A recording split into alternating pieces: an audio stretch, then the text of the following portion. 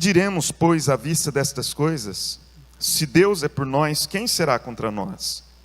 Aquele que não poupou o seu próprio filho, antes por todos nós o entregou, porventura não nos dará graciosamente com ele todas as coisas? Quem tentará acusação contra os eleitos de Deus? É Deus quem os justifica. Quem os condenará? É Cristo Jesus quem morreu, ou antes quem ressuscitou, o qual está à direita de Deus e também intercede por nós. Quem nos separará do amor de Cristo? Será tribulação, ou angústia, ou perseguição, ou fome, ou nudez, ou perigo, ou espada? Como está escrito, por amor de ti, somos entregues à morte o dia todo, fomos considerados como ovelhas para o matadouro. Em todas estas coisas, porém, somos mais que vencedores, por meio daquele que nos amou. Porque eu estou bem certo de que nem a morte, nem a vida, nem os anjos, nem os principados, nem as coisas do presente, nem do porvir, nem os poderes, nem a altura, nem a profundidade, nem qualquer outra criatura poderá nos separar do amor de Deus que está em Cristo Jesus, nosso Senhor. Amém.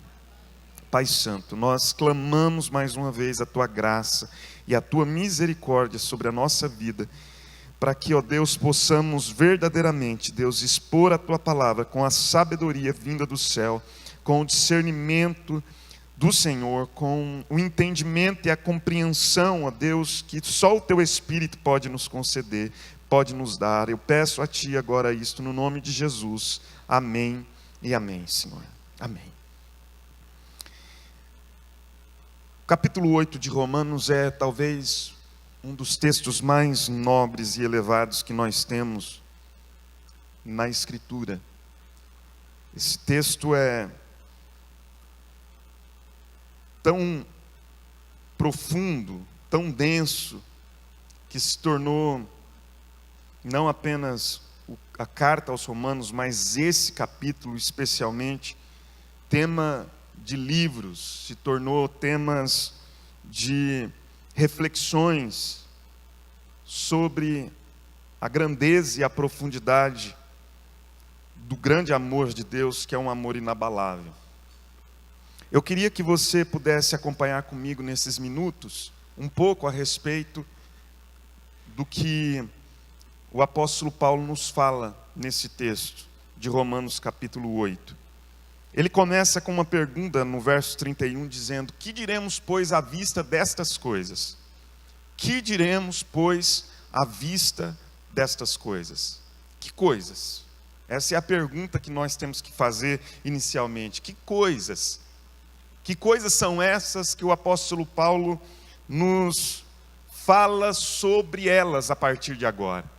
Bom, nós temos que retornar um pouco no parágrafo anterior para entender quais são estas coisas que o apóstolo Paulo fala. Quais são estas coisas que o apóstolo Paulo nos ensina aqui?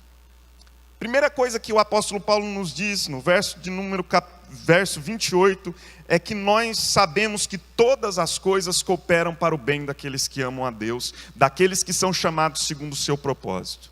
Ele nos fala primeiro que Deus está agindo em nosso favor. Sabemos que todas as coisas cooperam para o bem daqueles que amam a Deus. Deus está agindo em nosso favor.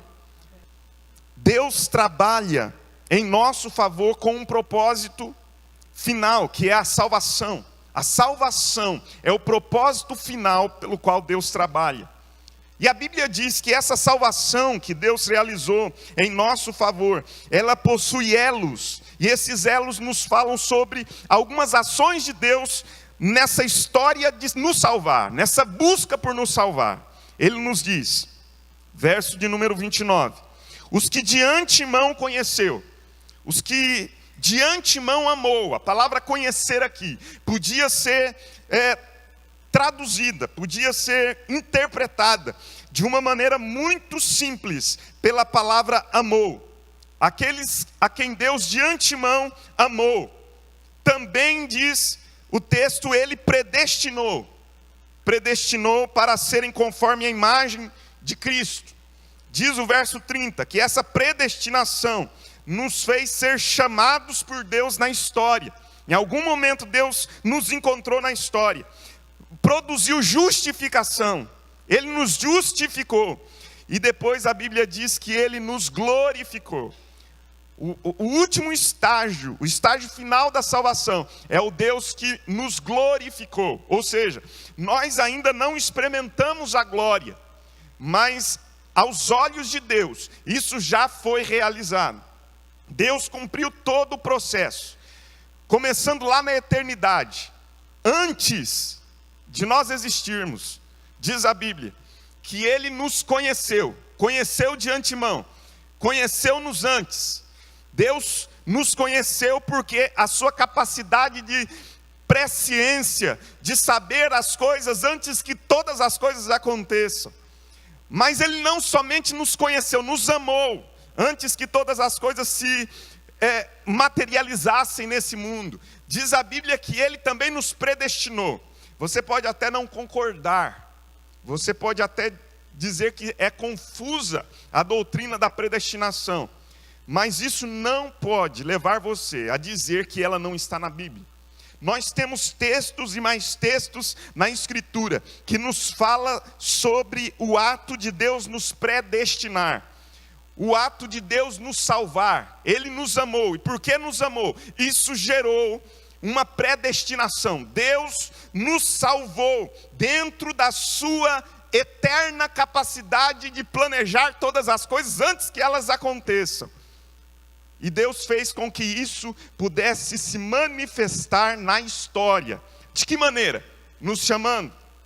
O chamado aqui nos fala de como Deus eficazmente nos chama através da pregação do Evangelho, através de um encontro pessoal que nós temos com Ele, e a conversão que Deus planejou antes que todas as coisas acontecessem, se materializa na nossa história, através desse chamado eficaz. A Bíblia diz que isso não é suficiente aos olhos de Deus, de modo que Ele, quando nos chama, dá fé ao nosso coração, a fé enche o nosso coração, e todos aqueles que creram se tornam justos aos olhos de Deus. A fé enche o nosso coração por meio da pregação do Evangelho, que nos chama para Deus, e essa fé que enche o nosso coração nos justifica.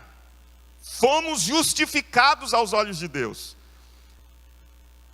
Esse propósito eterno de Deus de salvar um povo,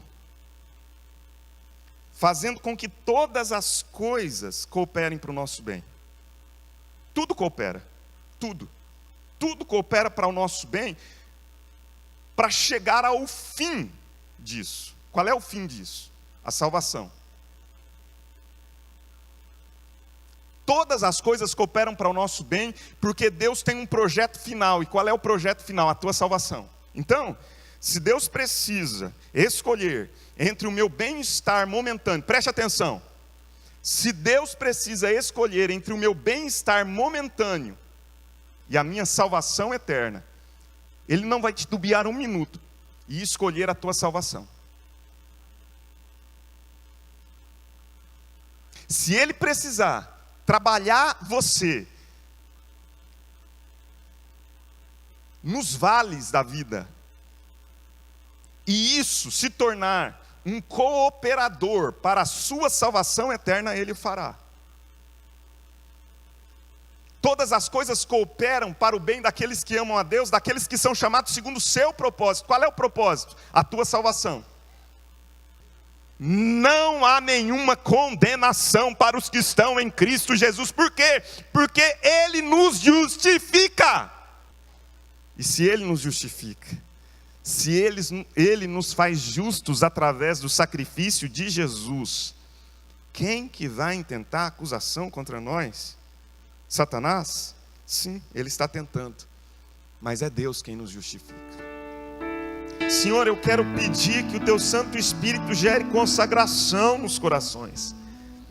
Vidas que estão agora confessando pecados diante do Senhor. Aquele que se envergonhou, Senhor, precisa muito do quebrantamento do Teu Santo Espírito.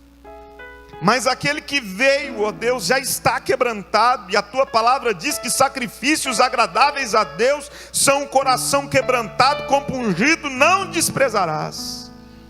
Por isso, meu Senhor, recebe agora esse teu filho, renova a aliança com ele, Pai, fortalece e o encoraja a prosseguir e a permanecer firme no Senhor, Pai. Pai, eu suplico a Ti que tenha misericórdia de cada um de nós, nos ensine a vivermos não como pessoas derrotadas, mas como mais do que vencedores em Cristo Jesus, e que o Senhor te abençoe e te guarde. Que a graça, o amor e o consolo do Deus Pai, Filho e Espírito Santo seja sobre a tua vida hoje e por todos os dias da sua caminhada peregrina sobre a terra. Amém e amém. Que Deus te abençoe no nome de Jesus. Jesus, eu só tenho a Ti, esperança para mim. Se estou triste, minha fé descansa em Ti.